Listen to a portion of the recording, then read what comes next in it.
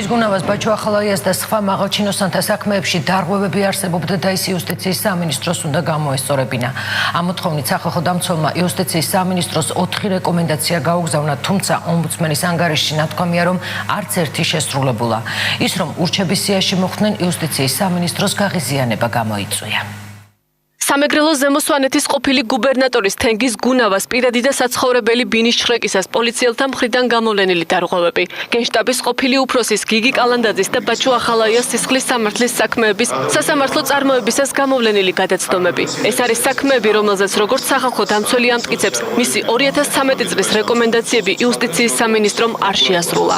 გამოიკვეთა ის სტრუქტურები, რომლებიც იგნორირებას უწევენ სახალხო დამცველის რეკომენდაციებს, თუმცა ასევე არის რა თქმა უნდა დაწესებულებები, სტრუქტურები, რომლებიც ითვალისწინებენ ჩვენს რეკომენდაციებს. ომბუდსმენის კრიტიკას დღესვე განცხადებით უპასუხა იუსტიციის სამინისტრომ. იუსტიციის სამინისტრო არ ეთანხმება სახალხო დამცველის განცხადებას. 4 რეკომენდაციიდან 3 იუსტიციის სამინისტრომ ქვემდებარობით გადაუგზავნა საქართველოს მთავარ პროკურატურას, რადგან ამ რეკომენდაციების შესრულებას ცდება იუსტიციის სამინისტროს უფლებამოსილების ფარგლებს. ამდენად აღნიშნული რეკომენდაციები იუსტიციის სამინისტროს შეუსრულებელ ვალდებულებად ვერ ჩაითვლება. საქართველოს იუსტიციის სამინისტრო ადასტურებს, რომ დიდ მნიშვნელობას ანიჭებს საქართველოს სახალხო დამცველის რეკომენდაციებს და მზადაა ითანამშრომლოს ომბუდსმენის აპარატთან საკუთარი უფლებამოსილების ფარგლებში. სახალხო დამცველის განცხადებას არასამთავრობო ორგანიზაციებიც გამოეხმაურნენ. უფლებადამცველები საჯარო უწყებებს სახალხო დამცველის რეკომენდაციების შესრულებისკენ მოუწოდებენ.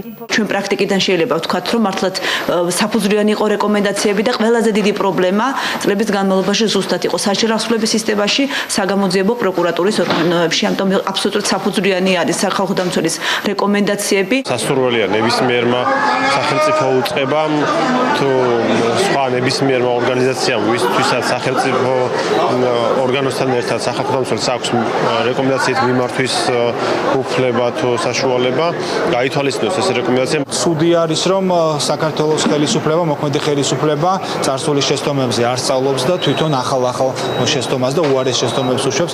იუსტიციის სამინისტროს გარდა სახალხო დამცველმა რეკომენდაციების შეუსრულებლობის გამო იუსტიციის უმაღლესი საბჭოც გააკრიტიკა, რომელმაც 7 რეკომენდაციიდან არც ერთი არ შეასრულა. რეკომენდაციები კი ძირითადად მოსამართლეების მხრიდან გამოვლენილი გადაცდომების შესწავლას ეხებოდა. სახალხო დამცველმა ის უწყებას დაასახელა, რომელიც ყველაზე მეტად ასრულებს სახალხო დამცველის რეკომენდაციებს. ჯანდაცვის სამინისტრომ 2013 წელს გაცემული 13 რეკომენდაციიდან 12 შეასრულა.